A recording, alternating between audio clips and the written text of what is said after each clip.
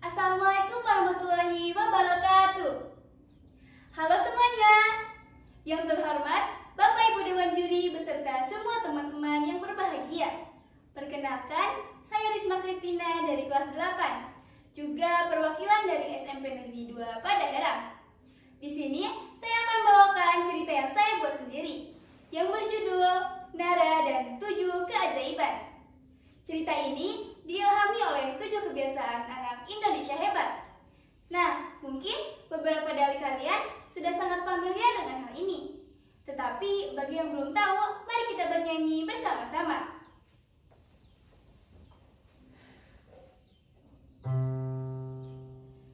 Ada 7 kebiasaan anak-anak Indonesia hebat. Bangun tidur pagi dan beribadah, berolahraga, makan bergizi, gemar belajar, bermasyarakat, tidur cepat, beristirahat. Itu dia 7 kebiasaan anak Indonesia hebat.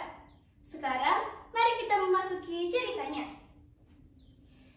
Di suatu desa yang tidak terlalu ramai, namun juga tidak terlalu sepi, tinggal seorang remaja yang sangat pemalas, bernama Nara.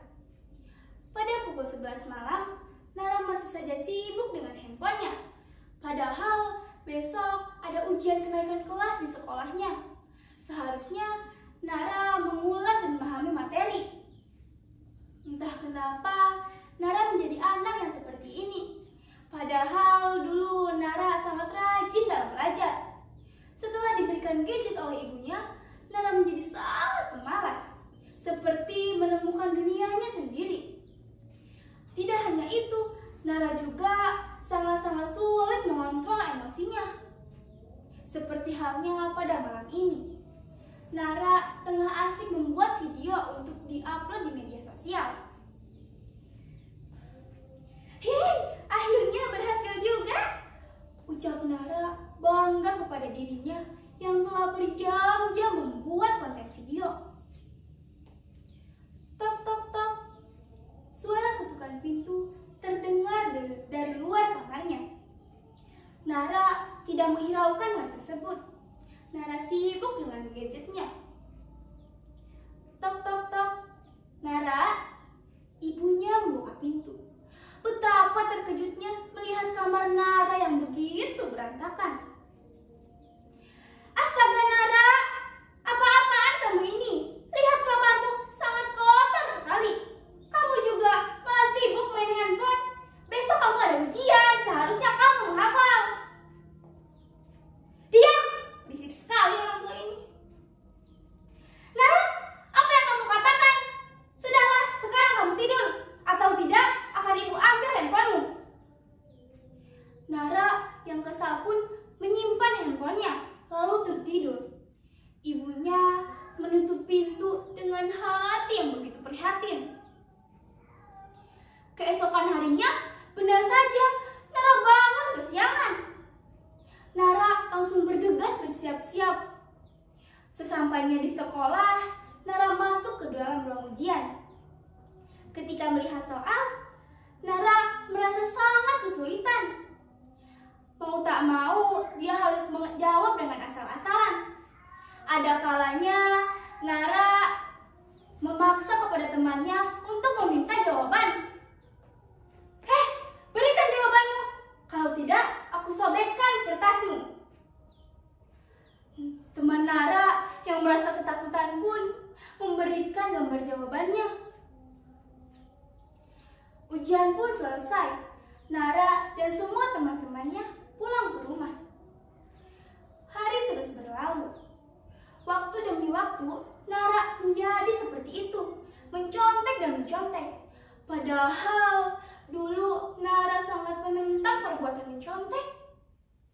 Temannya yang selalu ia minta jawaban pun sudah merasa risih ketika terakhir ujian, temannya yang sering dipinta tidak lagi memberikan jawabannya.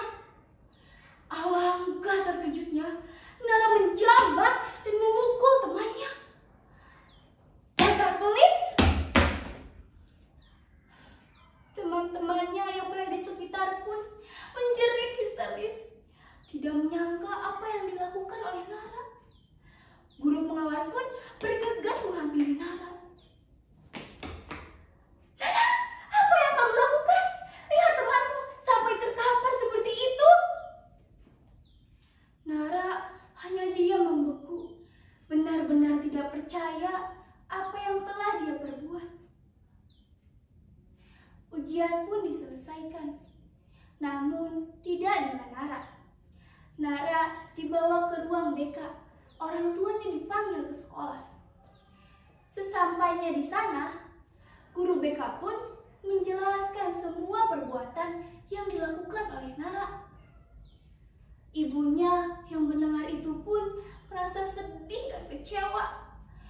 Namun ia tidak tahu harus berkata apa. 1 minggu pun berlalu. Tiba di mana hari pembagian rapot. Namun teman Nara masih saja belum sadarkan diri. Orang tua dari teman Nara pun meminta pertanggungjawaban kepada Nara. "Bu, harus disampaikan, nilai Nara akhir-akhir ini sangat jauh dari kriteria minimal sekolah. Apalagi perbuatan Nara kemarin. Mau tak mau, Nara memang naik kelas, tetapi dia harus pindah sekolah.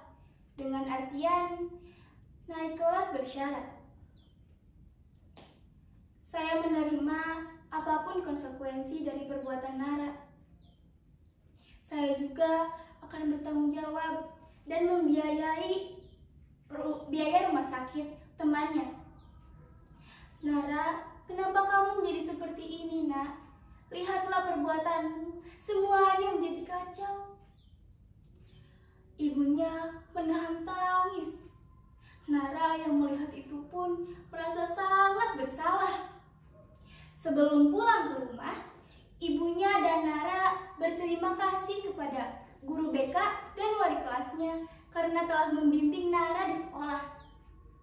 Sesampainya di rumah, Nara langsung masuk ke kamarnya, menangis dan menyesali semua perbuatan yang dilakukan oleh Nara. Dia langsung mengambil handphonenya, lalu bergegas menghapus semua media sosial yang membuatnya seperti ini.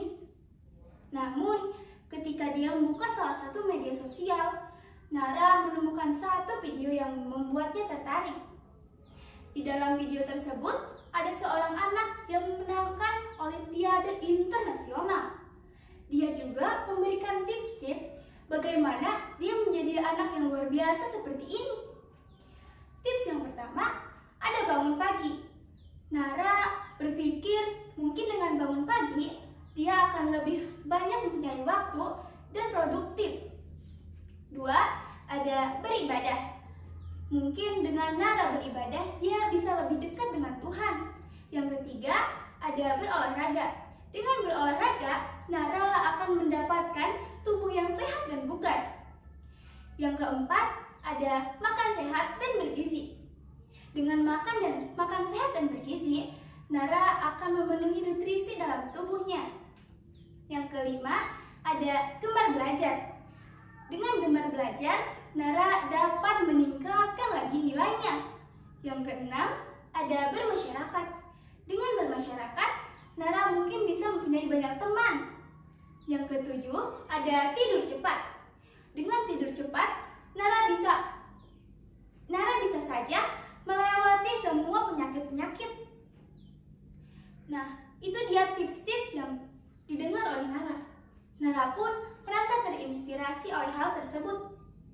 Nara memulainya dengan bangun pagi, berolahraga, makan makanan sehat dan bergizi. Bahkan Nara sekarang sangat rajin beribadah kepada Tuhannya. Nara terus berjalan dengan langkah yang pasti dan hati yang teguh, menuju masa depan yang cemerlang. Demikian cerita dari saya, semoga dapat menginspirasi dan memotivasi kalian semua. Wassalamualaikum warahmatullahi wabarakatuh.